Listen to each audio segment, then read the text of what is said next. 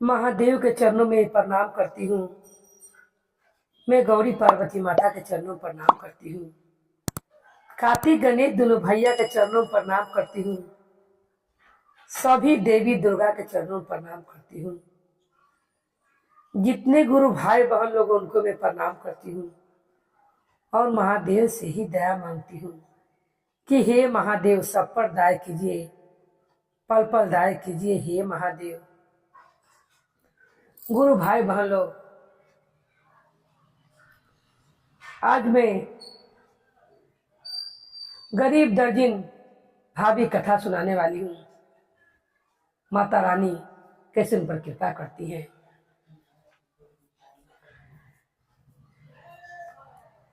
रेखा अपनी 3 ननद के संग रहती थी और रेखा के पति जो था वो जाके रोज इरा मुजरा में काम करता था। रेखा के पति का 3 बहन थी, क्योंकि उनका माता पिता का देहांत बचपन में ही हो गया था। रेखा का पति 3 बहन को लेकर अपना जीवन व्यतीत कर रहा था और उसके बाद उनका विवाह हो जाता है और रेखा घर में आती है। वो इतनी अच्छी स्वभाव की रेखा रहती है कि अपनी ननद को अपनी बहन से ज्यादा मानती है। क्योंकि आजकल तो जानते हैं गुरु बहन भाई लोग कि आजकल ननद भाभी पड़ता नहीं है, मगर रेखा का स्वभाव कुछ ऐसा ही था कि वो अपनी ननद लोग के अपनी बहन से भी ज्यादा मानती थी। बहन की बेटी के समान वो अपना रखती थी 3 ननद के। मगर बहुत गरीबी था रेखा के घर में। रेखा अपना नैहर से ही सिलाई बिनाई के काम जानती थी। रेखा के माँ ने उसे एक ससुराल आते घड़ी जैसे अपने बेटी को लोग सामान देता है विदाई में, वो मशीन जो पर नैहर में कपड़ा सिलती थी, रेखा के माँ अपनी बेटी की विदाई घड़ी वो मशीन भी दे देती है और रेखा अपना ससुराल लेकर आती है। और अपना घर की गरीबी हालत देखकर रेखा आस पास के लोग के कपड़े सीने लगती है। जितने इलौज बिलौज होते हैं सूट सलवार सब सीती है और उसी से पैसा खर्चा निकालती है अपना लोग के सीसी के। लोग सियाई लेते हैं 250-300 सूट का, तो बेचारी 200 ही ले, 100 रुपये कम में कर देवे। जिस कारण रेखा के पास आदमी बहुत कपड़ा सिलने के लिए आते थे और किराया घर में रेखा रहती थी।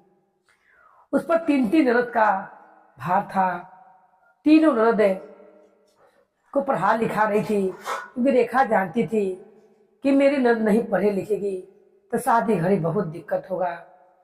मगर हमेशा रेखा यही सोचती कि घर के खर्चा से पैसा बचबे नहीं करता है कि मैं अपने 3 ननद के लिए नया सूट समीज का कपड़ा कीन सकूं। और यही बात सुनकर रेखा बहुत अफसोस करती मन मन में। और एक दिन रेखा सोचती है कि राखी का पर्व आने वाला है। तीनों ननद अपने भैया को राखी बांधेगी। अगर मेरे पास पैसा होता तो मैं तीनों को सूट सी कर दे देती।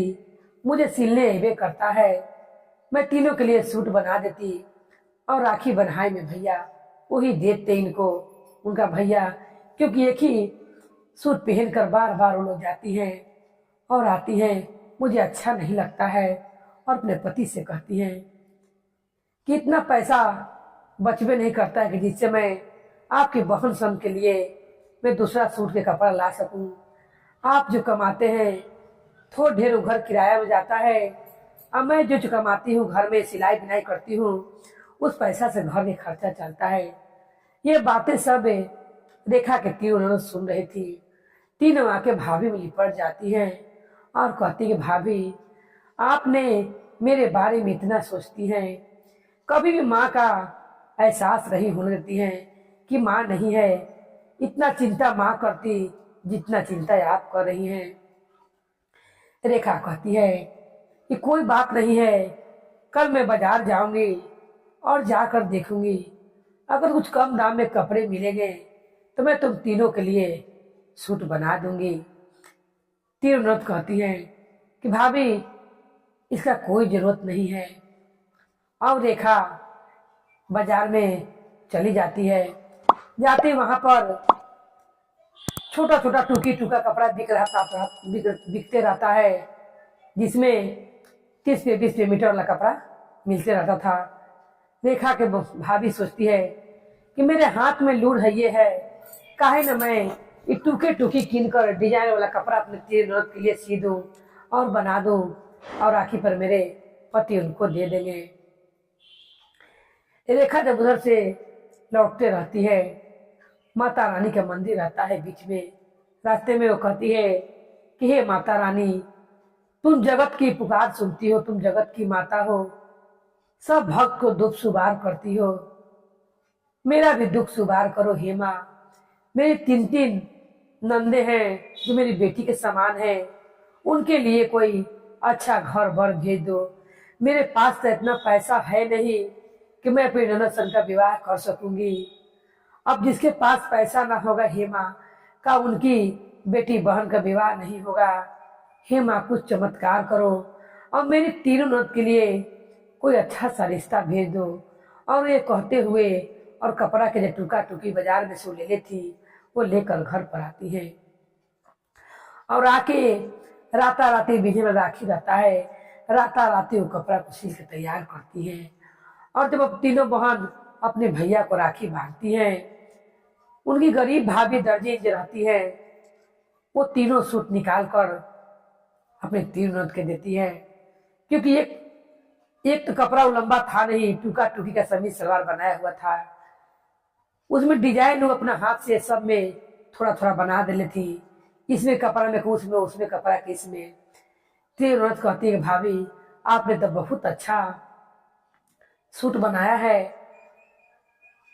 भाभी कहती है कि मुझे शर्मिंदा ना करो, क्योंकि मैंने टूका टूकी से तुम लोग के लिए कपड़ा बनाई हूँ। मेरे पास इतना पैसा नहीं था कि मैं थान में से लेकर तुम लोग कपड़ा बना सकूं। ननद सब समझदार रहती है, तीनों कहती है कि भाभी तन ढपला से काम है, थान में से काम नहीं है। आपने इतना सुंदर डिजाइन बनाया है कि कितना सुंदर लग रहा है। और भाभी को धर कर लिपट जाती है। इधर माँ को विनती करके रेखा जी आई रहती है। उतने में उनकी पड़ोस की एक वो महिला आती है लहंगा सिलाने के लिए, और 3 ननद को देखकर मोहित हो जाती हैं और कहती हैं कि तुम्हारी 3 ननद तो बहुत सुंदर है, क्या तुम अपना 3 ननद के मेरे बेटा संग विवाह करोगी? वो कहती है कि मेरे पास दहेज वहेज देने के लिए कुछ भी नहीं है, मेरी ननद सुंदर है ये है, मगर मेरे पास देने के लिए दहेज नहीं है, मैं कहाँ से आपको दहेज दूंगी। वो जो कपड़ा सिलाने के लिए आई रहती हैं, वो कहती हैं कि तुम एक जोड़ा कपड़ा में अपने ननद को विदा तक कर सकती हो, इतना तक कर सकती हो। भाभी कहती है कि हाँ उतना मैं उपाय कर लूंगी। और अपने पति से कहती है कि सुनिए जी, आज 3 ननद के लिए बगल से रिश्ता आया है। वो जो हम लोग घरे कपड़ा सिलने आती हैं, वो लहंगा सिलाने के लिए आई थी, और 3 ननद को देखकर मोहित हो गई है और कह रही कि तुम्हारे ननद तो बहुत सुंदर है, मेरे 3 लड़का है, तुम अपने 3 ननद के विवाह मेरे 3 लड़का से कर दो। भाई तैयार हो जाता है, उधर उनका घर शादी की तैयारी होने लगता है। अब रेखा सोच में पड़ जाती है और यही सोचने लगती है कि मेरे पास मेरे 3 ननद के लिए पैसा भी नहीं है कि मैं अपने ननद के लिए लहंगा कीन कर ला सकूं और उन्हें लहंगा पहना कर मैं विदा कर सकूं। मेरा कितना नसीब खराब है कि लड़का वालों ने एक जोड़ा सिर्फ कपड़ा कहा था पहना के भेजने के लिए, मुझ गरीब के पास इतना पैसा भी नहीं है कि मैं लहंगा पहना कर अपने ननद को भेज सकूं। और यही सोचकर रेखा सवेर में उठती है और एक बाजार में बाजार के पास जाती है। और रेखा यही सोचती है कि मुझे कपड़ा सिलने आइबे करता है, मैं बाजार के पास जाऊंगी और उनसे जाकर 3 लहंगा उधारे मांग कर ले आऊंगी। अब मैं उनके यहाँ सारा पिटकोट कपड़ा सीकर मैं उनका लहंगा का पैसा चुका दूंगी। यही सोचकर वो जाती है बाजार की दुकान में और लहंगा पसंद करने लगती है। जब लहंगा पसंद करते रहती है, तब बजाज कहता है कि कौन कौन पे करना है बताइए। रेखा कहती है, भैया मेरे पास पैसा नहीं है कि मैं लहंगा कीन सकूं। मेरी ननद की शादी है, मेरी तीन ननद की शादी है। आप मुझे लहंगा उधार दे दीजिए। मैं कपड़ा सिलने के लिए जानती हूँ। आपका दुकान में मैं पेटीकोट सी कर दे दूंगी और रेडीमेड ब्लाउज भी सी दूंगी। आप बेचिएगा, मैं आपका पैसा ऐसे ही चुका दूंगी। बजाज सुनता है, जोर से धक्का मारकर उसे बाहर निकालता है और कहता है कि तुम इतना दामी लहंगा कितना पेटीकोट सीकर चुकाओगी पैसा? मेरे पास लहंगा उंगा नहीं है, उधार है, मैं तुम्हें नहीं दूंगा, क्योंकि तनी से पैसा का नहीं है। एक लहंगा 5-5 हजार का है, तीनों 15 हजार का होगा। तुम कितना पेटीकोट सियोगी और ब्लाउज कि मेरा पैसा चुकाओगी? रेखा बहुत गिड़गिड़ाती है अपनी तीन ननद के लिए, क्योंकि बेटी के समान मानती थी, ऐसी भाभी थी। और वो रोते हुए वहां से माता रानी को कोसते हुए आती है और कहती है कि हे माँ, ये जगत में कोई रेशम वाला, कोई जड़ी वाला साड़ी पहनता है और कोई 5 हजार का, कोई 20-20, 25 हजार, 30 हजार का लहंगा पहनता है। इस गरीब दर्जी भाभी के पास है 5 हजार का लहंगा देने के लिए भी पैसा नहीं है कि मैं अपनी भाभी सके अच्छा रंग पहना कर विदा कर सकूं। मैं क्या करूं हे माँ, मुझे कुछ समझ में नहीं आ रहा है। लोग तो कहते हैं कि तुम गरीब की मदद करती हो, तुमने मेरा ननद के लिए तो रिश्ता भेज दिया, अब उन्हें मैं एक जोड़ा कपड़ा में कैसे भेजूं और मैं क्या करूं? मुझे कुछ समझ में नहीं आ रहा है। उतने में एक बूढ़ी माँ रेखा के पास आती है और कहती है कि बेटी, क्यों भला बुरा तू माता रानी के कह रही हो? रेखा कहती है, मैं माता रानी के भूला बारा नहीं कर रही हूँ, भला बुरा मेरा मन से ये नहीं कर रहा है कि माँ जगत जननी किसी को देती हैं तो जड़ी वाला लहंगा साड़ी किनने के लिए इतना पैसा रहता है। एक गरीब दर्जन भाभी के पास इतना पैसा नहीं है कि अपने ननद के लहंगा पहनाकर भेज सके। वो बूढ़ी माँ वहां से कहती है कि तुम जाओ और जाकर नचीन से अपना घरे बैठो, अभी विवाह का 5 दिन बाकी है, सब पूरा हो जाएगा। रेखा को बहुत संतोष बूढ़ी माँ देती है, जो जगत जननी माँ रहती है। मगर रेखा यही चिंता में आगे बढ़ आती है, चलते रहती है और यही सोचते रहती है कि मैं अपने तीनों ननद का कहाँ से लहंगा का जुगाड़ करूं, कैसे मैं क्या करूं। तभी वो क्या देखती है, उसके पैर के आगे एक छोटा सा बैग गिरा रहता है। वो झुक कर उठाती है और वो पैसा लेकर वहां बैठ जाती है। जब बैग खोलती है देखती कि उसमें पैसा है। वो सोचती है कि लगता है कि किसी बजाज के जाने वाला कपड़ा किनने वाले के लिए पैसा यहाँ पर गिर गया है, जो बजाज ही कपड़ा किनने जा रहे थे। मैं यहीं पर बैठ के इंतजार करती हूँ, मैं उस बाजार के पास अंदर जाऊंगी नहीं, क्योंकि उसने मुझे धक्का मार कर निकाला है। अगर किसी का पैसा भुलाई होगा तो जरूर खोजेगा और वो पैसा लेकर वहीं बैठ जाती है। मगर कोई भी पैसा खोजने नहीं आता है। सबसे पूछती है कि किसी का कोई सामान भुलाया है, मगर किसी का भुलाया ही नहीं था तो कि कोई क्या बताता। वो तो जगत जननी माँ जो थी, वही माँ ने वो पैसा उसे दे दिया था। वो थोड़ा सा पैसा पाकर बहुत परेशान हो जाती है और यही सोचती है कि मैं बाजार में जाती हूँ और लहंगा का कपड़ा कीन कर लेकर आती हूँ।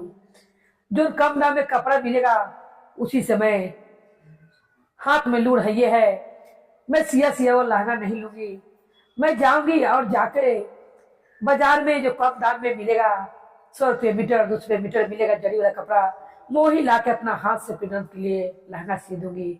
और वो बाजार में जाती है, वहां पर कुछ आदमी फुटपाथ पर गिरा कर बेचते रहते हैं लहंगा कपड़ा, 100 रुपये मीटर, 100 रुपये मीटर करते रहते हैं। उसमें हल्का जरी का काम रहता है। भाभी सोचती है, जाने दीजिए, मेरे पास जो ही पैसा है मैं उसे अपना शादी विवाह का काम भी कर लूंगी और मेरे हाथ में लूढ़ है, मैं अपने तीन ननद के लिए लहंगा भी सिल लूंगी। वो 3 कलर का कपड़ा लेती है और लेकर घर पर आती है और अपने तीनों ननद के लिए खूब सुंदर लहंगा बनाती है। अपना दिमाग से डर की तो है थी, तीनों ननद के बारे में मालूम नहीं था कि मेरी भाभी रात भर जाग जाग के हम तीन ननद के लिए लहंगा सी रही है। जब विवाह का दिन आता है, तीनों ननद के मन में बहुत लालसा रहता है कि हम भी लोग नया नया साड़ी कपड़ा पहन के जाते। मगर वो तीनों अपने भैया भाभी का हालत को देख रहे थे कि मेरी भैया भाभी ने हम लोग पढ़ाया लिखाया, इतना अच्छा घर भर खोज दिया, अब भाभी से क्या कहें, जो भाभी पहरा कर भेजेगी हम लोग का वही मंजूर है। जब तैयार करने का समय आता है, रेखा तीनों लहंगा निकाल कर तीनों के पास रख देती है। तीनों लहंगा देखकर प्रसन्न हो जाती है और भाभी को भर अखबारी को धर लेती है और रोने लगती है और कहती है कि भाभी आपने हम लोग खाती कितना सोचती हैं और आपने इतना सुंदर लहंगा कहाँ से लाया। उसी समय रेखा कहती है कि मेरे पास इतना औकात कहाँ कि मैं दुकान में जाकर तुम लोग के लिए 5-10 का लहंगा कीन कर लाऊं। मैंने फूट फाट पर से कपड़ा कीन कर और तुम तीनों ननद के लिए, अपना तीनों बहन के लिए मैंने अपने हाथ से लहंगा सिया है, क्या तुम लोग को पसंद है? ननद कहती है भाभी इस लहंगा में आपका प्यार है और आपने इतना श्रद्धा से बना कर दिया है, फूट फाट मत देखिए भाभी, आप इसमें कितना अच्छा डिजाइन कारी है, क्योंकि उसने रेखा ने बहुत अच्छा से सिलाई की थी और उसका डिजाइन भी बहुत अच्छा बनाई थी। तब तीनों ननद का विवाह हो जाता है, बारात आता है और जब पैसा मिलता है उस पैसा से वो बाराती लोग का स्वागत करती है और निमन निमन तीनों का विवाह कर देती है। जब तीनों ननद विवाह होकर अपना ससुराल चल जाती हैं, तब रेखा अपना पति से कहती है कि देखिए, पति कहता है कि ये बताओ कि तुम्हारे पास इतने सारे पैसे आए कहाँ से कि तुमने उसमें लहंगा भी कीन के कपड़ा बना लिया और बाराती का खर्चा भी निकाल दिया, क्योंकि मैंने जब तुमसे पूछा था तो तुमने कहा था कि मैं आपको बाद में बताऊंगी, ये सब माता रानी की कृपा से हुआ है। उसी समय रेखा कहती है, सारा घटना बताती है कि मैंने जगत जननी माँ को बहुत कोस रही थी और मैंने माँ को आस्था दे रही थी कि हे माँ, किसी के पास रेशम से भरा हुआ लहंगा है, जड़ी का काम किया हुआ, 15,000-20,000 तक मुझ गरीब भाभी के पास 5,000 तक लहंगा देने का भी सकान नहीं है, मेरी ननद क्या पहन के जाएगी। उसी समय मुझे एक बैग में आगे पैसा मिलता है, मैं वो बैग के पैसा लेकर बहुत इंतजार करती हूँ कि किसी का होगा तो ले लेगा, मगर कोई भी नहीं लेता है। मुझे सब समझ आ गया है कि जगत जननी माँ ने मुझे वो पैसा अपना कृपा से मुझे दिया था और वो किसी का पैसा नहीं था। विवाह होला के बाद अपना पति को लेकर ये मंदिर में जाती है और जाकर मैया को कोटि कोटि नमन करती है और कहती, हे माँ, मैंने खीस पीत में जो भी आपको बोला मुझे क्षमा कर दीजिएगा। हे माँ, आप तो करुणामयी है, आपका दिल तो ममता से भरा हुआ है। हे माँ, आप सबको देखती हैं और सबकी मदद करती हैं, राजा हो या रंग हो, सबको आप मनोकामना पूरा करती है। माँ, जिस तरह माता रानी ने उस गरीब दर्जी वाली भाभी को मदद किया और उनका विवाह का खर्चा माता रानी ने संभाल लिया और सारा चिंता मुक्त कर दी, उसी तरह जगत जननी माँ कोई भी पिता या भाई अपना बहन बेटी के विवाह करे, माता रानी वैसे उनका चिंता के दूर करे और अपना कृपा वैसी बना कर रखे। बोलिए माता रानी की जय, भैरव भैया की जय, हर हर महादेव की जय।